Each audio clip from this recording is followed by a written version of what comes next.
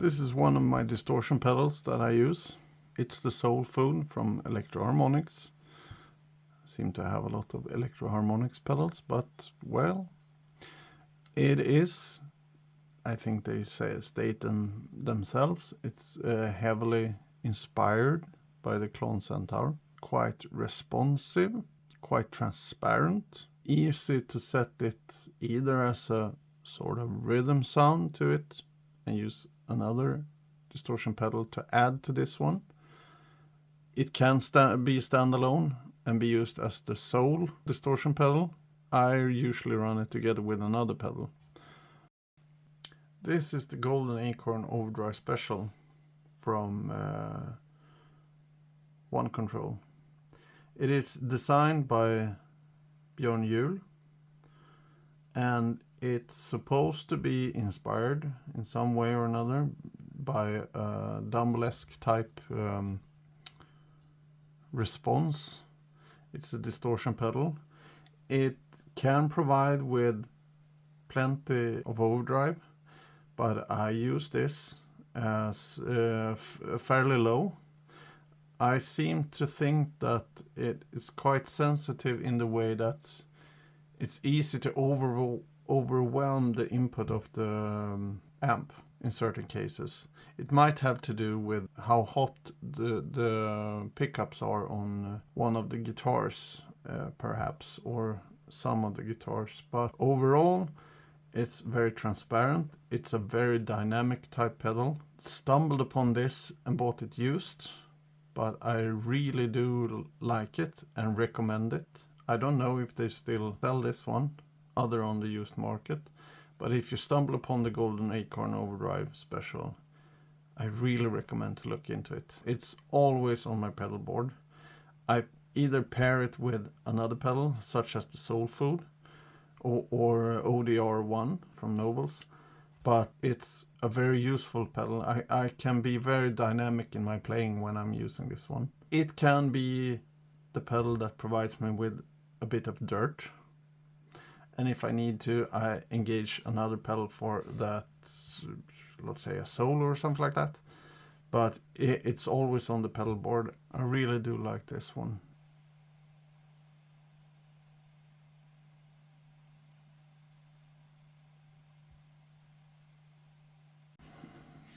This does not need so much of an introduction, I think. It's the Tube Screamer from Ibanez. Tube Screamer. And it's the minified version. Bought it used for all the reasons that people tend to like the Tube Screamer. Tube Screamer. It has a mid hump. Would use it together with another pedal. It cuts through. It comes in handy sometimes. Tube Screamer. This is the Nobels ODR Mini. Same thing here. The ODR 1 is a very talked about and used distortion pedal, mostly within the country music scene.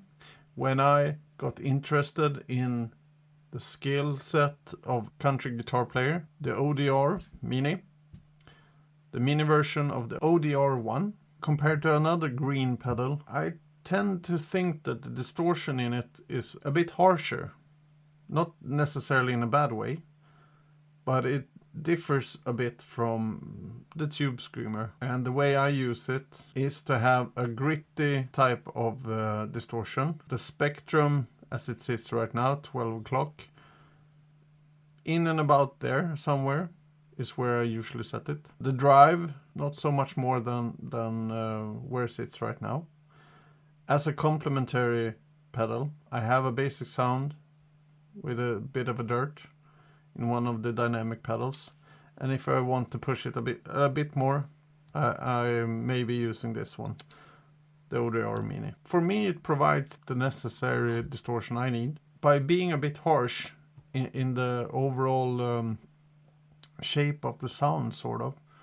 I think it cuts through really well. This is a pedal that I think you should get if you want to have a palette of different sounds available. Not necessarily the first one. It is a classic type of sound. When figuring out what what should be my next distortion pedal. If you are in between rock, soul, blues, this might be the one you're looking for, if you don't already have it. I went through a fuzz craze and started to look into buying a fuzz pedal. All the reviews pointed to one certain Jesse and his KingTone brand. And he had, I think, 2 or 3 fuzzes at that point. One of them was the Germanium, and the other was the silicone. The way he got his pedals to sound, and in particular the Germanium one, made me order one of the Germanium fuzz pedals. So this is the miniFuzz Germanium from KingTone. And by far, most likely one of the best fuzz pedals around. Germanium, for those who know all the tech stuff, but for all the others, Germanium is very temperature sensitive.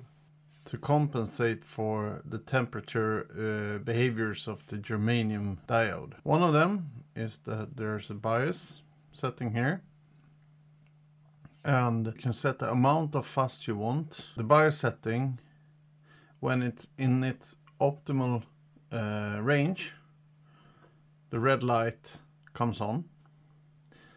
That doesn't mean that it's the preferred sound you're getting, but at least you know that when I tweak the bias and the red light comes on, supposedly the optimal working area for the Germanium diode. However, some of the features that this one has is that you have 3 different types of fuzz. Fat full is wider, cover more areas, so to speak, of the frequency spectrum. The vintage setting is more perhaps what people are more used to. And the zonk, I think, if I remember correctly, some sort of old pedal that Jesse modeled this setting out of. However, one of the neat things with this pedal, except that the fuzz sound is really, really good, really, is that you can tone down on the fuzz and also alter the bias setting so it starts to sputter and break up. That could be really, really effectful on certain, let's say, slide. I would use this pedal either when I play slide, in certain cases. With a moderate setting on this pedal, I could also use it to just get a little bit more bite out of a fairly clean guitar sound. But either way, you can use it for the dynamics. You can use it for full-on fuzz. But it's together with, let's say, a octave pedal like the Pitchfork or something like that. You could really get the Octavia sound from people like Jimi Hendrix and so on. So a favorite for sure, not perhaps used as much as it should be, but it's a really good fuzz pedal. One of the best, I think.